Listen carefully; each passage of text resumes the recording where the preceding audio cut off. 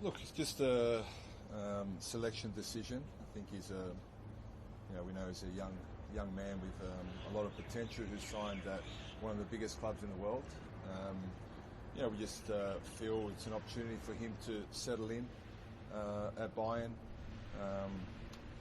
get the development that he needs there and the growth, and just settle into a new culture, new country, new language, and hopefully this will help him grow and settle. And we still hope that we really see this potential moving forward from him in the national team in years to come. Nothing additional in terms of a feel? No. Just letting him settle? Yeah, just football and decision. How does he manage that, do you think? Which part? The fact that he's not in the squad. Oh, he's 18, so I think he'd manage that like any other player would manage it. He got a taste as a young player with the national team, and he doesn't change anything from our perspective, and he's learning to be a good young professional. One of the best clubs in the world. Fantastic opportunity. We're all proud of him, and we'll monitor him and support him, and hopefully watch him grow through the next phase. Did you actually think he did enough for you in those two games? Your initial two games in charge? Look, it's not really about that. Whether he could have had a great game and still not been selected. So it's really not to do with that. It's just where we feel he's at the moment, with all the changes he's had. It's a good opportunity for him to really settle down and become a top professional, which is expected over there. So Alex Robertson, can you just talk us through? There was a paperwork issue last time. Can you shed any light on where that sits now? Look, that sits in his hands now. So, if he wants to play for the Socceroos, he needs to make himself available. So this is an Alex issue, not a FIFA issue? No, not an Alex issue. It's Alex's decision on what he wants to do. So if he wants to make himself available for the Socceroos, then we can look at whether we select him. But at the moment, we don't have that option. Have you spoken to him directly No. about that? No. Do you have a read on where you think he sits on? Well, we've had people that have spoken to him. We understand where he sits at the moment in terms of his decision. He's a young man that's made a decision. We have to respect that decision. He's young, trying to make his way in football. He's playing regularly. We'll keep monitoring him, and we'll see what happens in the future. Would you be disappointed if it was that he wasn't to go your way, to go elsewhere, or is that just his? I think you have to respect the shirt, the badge. You have to respect the honour of playing for the Socceroos, and we also have to respect the fact that everyone can make their own choice and their decision. And right now, his decision is not to make himself available. That does not mean he would have been selected. Let's make that clear as well. Okay, he's a young player that's coming through, but we know he's a talent, and we have many young talented players that are trying to forge a career in Europe. We will watch him, we'll monitor him as we have throughout the year. We watched all his matches. We'll continue to do that. And if the opportunity comes that we can select him, we'll make that decision then. You've been very active in getting out to the A-Leagues, some more A-League players today. Can you talk us through Ryan Grant and Socceroos, obviously beyond that as well? Yeah, I think Ryan Grant plays in a position that on the right side we don't have enough or a lot of experience in that area. I've known him for a very long time, from way back when I was at Sydney FC, and watching him come through. And he's had a wonderful career with Sydney FC, also Socceroos career, and I don't believe that the door's closed for anyone, whether they are young or whether they are an experienced player. So this is an opportunity for him. Socceroos, he's been a player that I've admired for a very long time, and I think he's doing a wonderful job with Ufi at the moment, playing great football, and he deserves his chance. And they have a young 20-year-old that I believe has a lot of potential, and it's a chance for us to see him in camp. Are you surprised, having picked Socceroos now, that he hasn't actually played for the national team, given the sort of suite of abilities he's always displayed? No, I think that's the wrong way to look at it. I think every coach has their ideas, and this is his chance now, and you've just got to look at it in that way. And like I said earlier, regardless of age, they all have an opportunity to impress a new coaching staff. He's there because he deserves an opportunity to come in for us to see him, observe him. And once you're in camp, you're a chance to play. So whether it's Hayden Matthews at 20 years old, or Socceroos or Ryan Grant, they're not selected to just make up the numbers. They're here to impress, to train well, and if given an opportunity to, play with that honour of representing your country.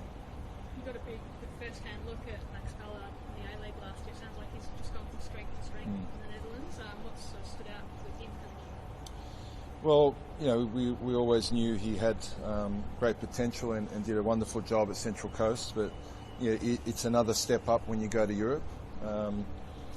He's playing regularly. He's a young player.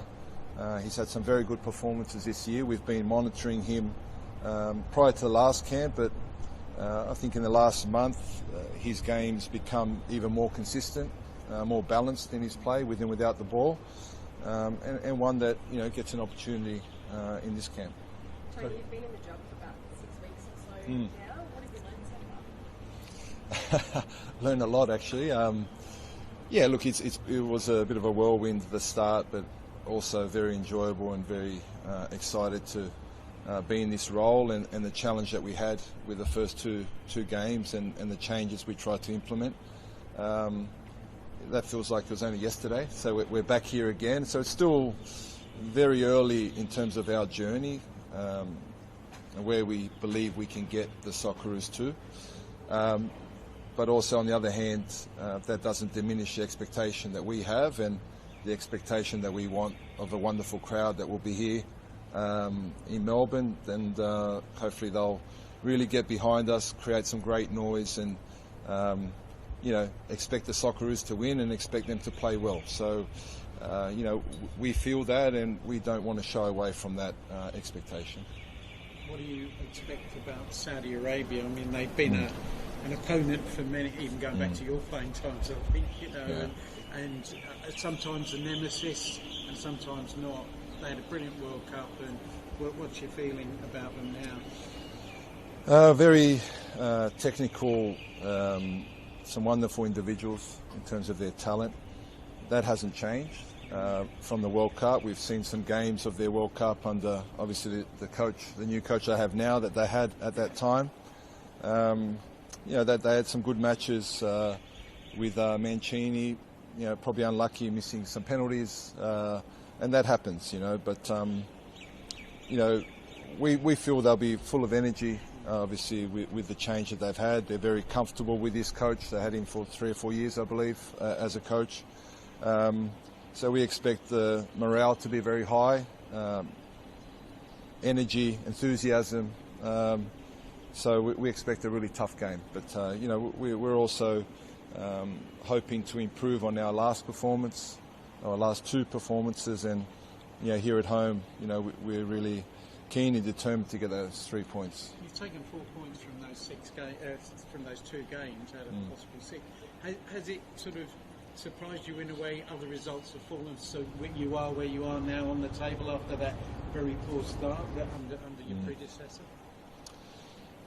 You can look at that a few ways. You could say, we're fortunate with other results, but we had to get 4 points to be fortunate. So without the 4 points, regardless of the other results, it wouldn't matter.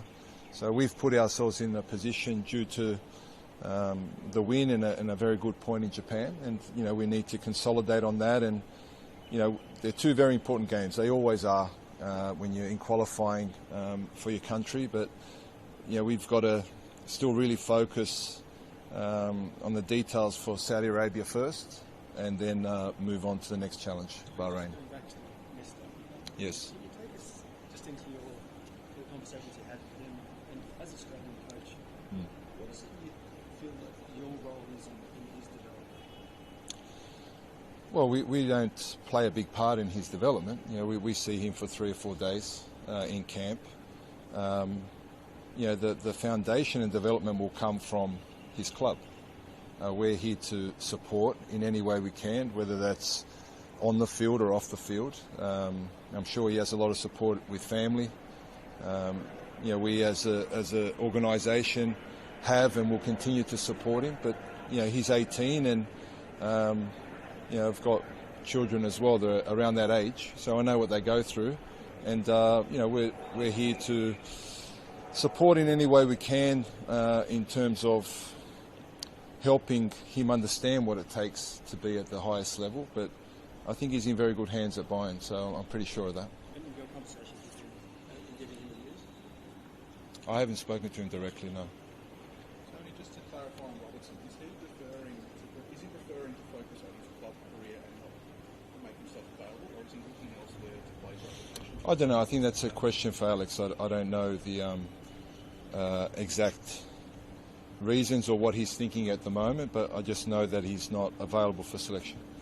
So did you try and use the result in Japan for these two games coming up? I'm clearly it's on you mentioned how tight the table is. Do you try and use what took place in Japan as momentum to speak for it next week? I'd probably use both games in terms of performance for what lies ahead and what we can do now, firstly against Saudi Arabia, that we really are trying to build a foundation in what we're trying to do and the playing style we're trying to create. That is not nailed down after one camp. So we really need to cement that foundation and try and add a couple of layers to our game and try and improve a few areas in a short space of time. And then hopefully we can get the results that match that and then move on to March and try and add a few more little layers. And we anticipate by June we may have a clearer picture on the squad that we really believe, or the numbers that we believe can take us forward. Bringing Finney Yangi in for the first time, and Yeah. also Brandon Borrello. Just Brandon, do you see him as a 9 in your system? And Yangi, I imagine it's a good competition for next year. Yeah, well, Brandon obviously didn't get a lot of minutes in pre-season, though didn't go far in the cup, so it was very hard to judge his level. Cassini, was very close. We had him initially in the squad, but then he was injured, so we didn't select him. So I'm interested to see where he's at. He's been playing quite regularly the last 3 weeks. He's got a couple of starts and one off the bench. It's a chance to look at him, Brandon. I'm sure in March there'll be other players that we'll look at, and if players are playing well, regardless of the results, they'll get an opportunity.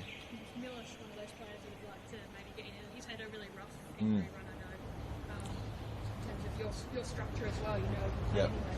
Yeah, it's just another chance to see a well-established professional that's had a great career and done some great things with the Socceroos. He played a cup game last week, so we know he got a full game under his belt. He came through unscathed.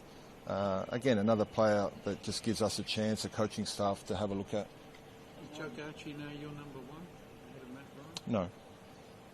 No. So what is it, game by game? Or We'll see. We'll see. opponent by opponent, or who's playing Matt Ryan's the regularly or captain. who's not? Matt Ryan's the captain. So we'll see. On Martin Boyle, is that injuries and so what did you see to bring him back in? That's not Like the other players that have come in for us, the first time we'll get to see him, a chance for him to work with a new coaching staff. But in the last month, he's played a lot of football. They've had a lot of midweek games as well, so he's been backing up. He had a wrist injury, so it wasn't a leg injury that stopped him from maintaining his fitness. I look forward to seeing him. I can still remember how many great games he played for Socceroos not so long ago. So he deserves an opportunity now that he's fit to show us what he can do. Keanu Backus is a regular predecessor, but doesn't seem to be at the moment. Where does he sit?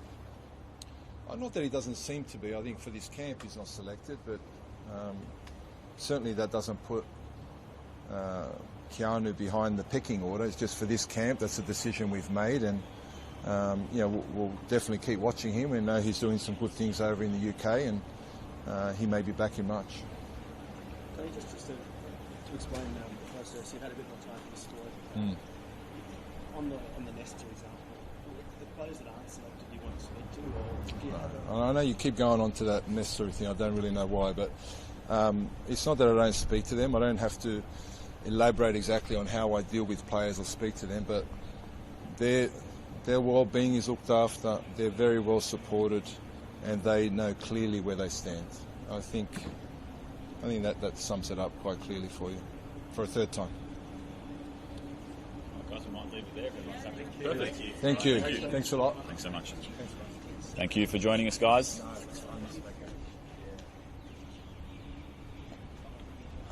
FIFA World Cup qualification heats up in Melbourne this November. It will be the biggest ever World Cup, and the Socceroos, they want to be a part of it.